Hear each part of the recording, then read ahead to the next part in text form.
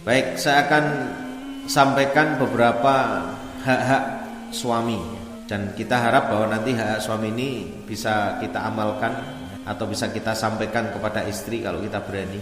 Kalau nggak berani ya nanti di insya Allah di kajian-kajian itu nanti kan ada ya, insya Allah kita akan sampaikan. Yang pertama adalah wajib bagi wanita untuk taat kepada suaminya. Jadi haknya suami adalah ditaati. Kewajiban istri adalah mentaati perintahnya suami. Ini banyak sekali dalil-dalilnya ya. Ini sudah jelas, ar-rijalu qawwamuna 'alan nisa. Jadi laki-laki atau suami itu pemimpin bagi perempuan. Namanya pemimpin itu harus ditaati. Kenapa ya? Karena memang sudah diangkat atau dibaiat. Suami ini kan sudah dibaiat tuh oleh istri melalui bapaknya atau melalui walinya. Ya kan, angkah tuka wa zawaj tuka mahtubataka, aku nikahkan, aku kawinkan engkau dengan anakku dengan mahar. Itu kan baiat, itu baiatul amal namanya. Jadi orang kalau sudah baiat ya harus taat. Padahal aplikasi ketaatan itu dalam keadaan lapang hatinya, lapang pikirannya, kemudian sempit hatinya, sempit pikirannya, kemudian senang hatinya, susah pikirannya, susah hatinya, tetap dia harus taat kalau dia diperintah oleh suami. Ya, dalam kondisi apapun. Jadi pemimpin itu ya ditaati, itu seperti itu aplikasinya. Ibnu Katsir rahimahullah menyebutkan bahwa maksudnya apa? Bahwa laki-laki itu pemimpin bagi perempuan. Maksudnya adalah suami adalah pemimpin bagi para wanita, dan seorang wanita harus taat kepada yang memimpin. Maka seorang istri wajib taat kepada suami dalam perkara yang ma'ruf. Sedangkan ketika seorang suami memerintah dalam perkara yang mungkar, maka tidak boleh. Ya, hanya yang ma'ruf saja. Jadi yang ma'ruf itu yang baik-baik. Kenapa dalam satu hadis disebutkan la ta'ata li makhluqin fi ma'siyatillah azza wajalla. Tidak ada ketaatan kepada makhluk dalam bermaksiat kepada Allah azza wajalla. Atau dalam riwayat yang lain innamat ta'ata li ma'rufin. Jadi yang namanya taat itu hanya dalam perkara ma'ruf. Ada sebuah hadis juga mengisahkan bahwa ada seorang wanita yang putrinya menikah dengan seorang laki-laki.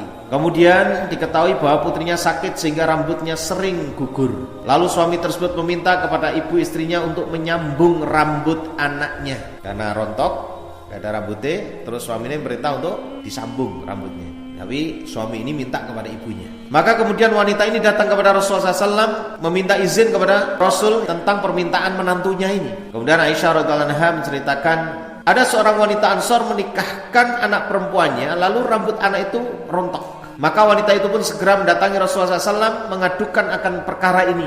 Lalu kemudian beliau berkata, suaminya menyuruhku untuk menyambung rambutnya.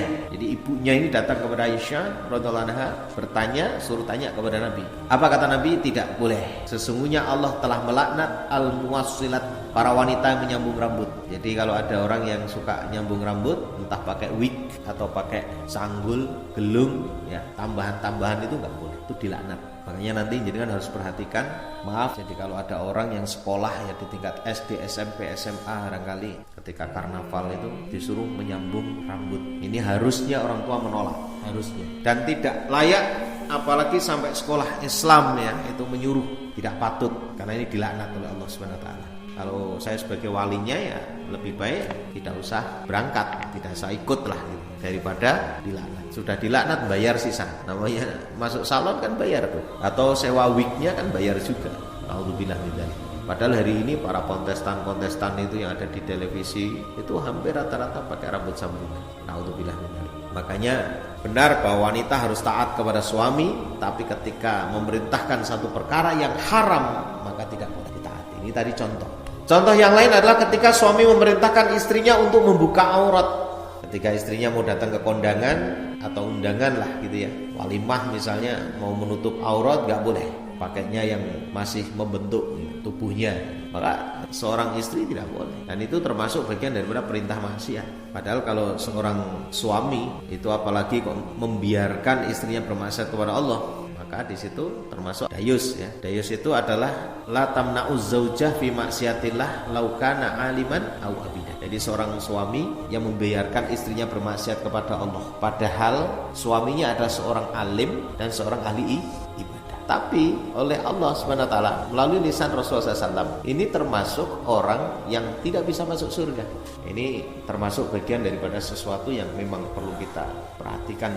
Jangan sampai kita biarkan istrinya bermaksiat, tapi diingatkan, apalagi sampai disuruh, naudzubillah min dzalik, suruh ikut panggung nyanyi, itu jangan sampai boleh. Apalagi suaminya juga sekalian ikut, naudzubillah min dzalik, nyanyinya sama orang lain sih. Nah ini jadi masalah. Kalau misalnya jenengan punya istri guru misalnya di SMA atau SMP, kemudian di situ disuruh salaman dengan laki-laki, ya di SMA kan sudah balik ya, itu jangan mau. Perempuan ya perempuan, laki-laki laki-laki. Jadi jangan boleh. Jenengan kalau tahu ya jangan diperbolehkan. Kalau diperbolehkan ya berarti kita membiarkan istri kita bermaksiat kepada Allah SWT. Itu disebut dayus. Yang paling berat di situ dayus itu. Kita sudah ibadah susah, tahu-tahu membiarkan istrinya bermaksiat.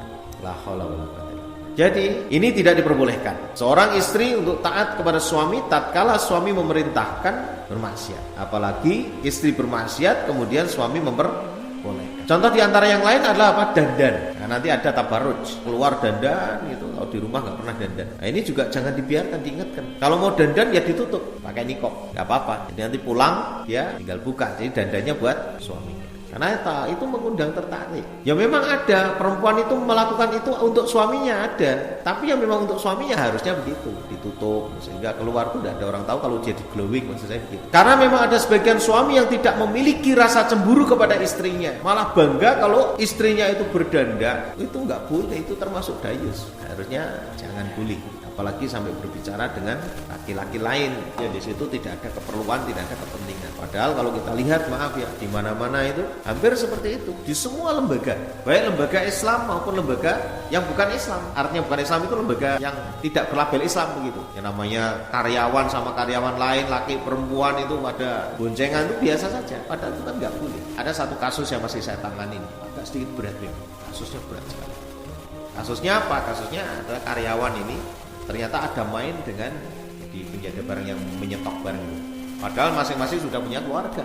Ini kan jadi masalah, ya kan? Akhirnya saya kasih masukan diperkecil bertemunya antara perempuan dengan laki-laki. Jadi nanti kalau ada penyedia barang yang ketemu laki-laki, terus gitu. Karena apa? Agar tidak terjadi lagi. Ini teguran yang luar biasa dari Allah SWT. Jadi karena menjadi sebuah kebiasaan bergurau seakan-akan biasa ya dengan perempuan lain itu, hari ini untuk memecah belah suami istri gampang sekali, gampang aja. Di antara beberapa masalah yang ada muncul itu ya kan. Makanya diperlukan ketaatan, diperlukan rasa cemburu, kemudian pembatasan hubungan atau komunikasi antara laki-laki dan perempuan yang bukan pemahaman. Maka tidak boleh taat kepada suami dalam perkara-perkara yang tadi perintah yang ternyata mengandung larangan.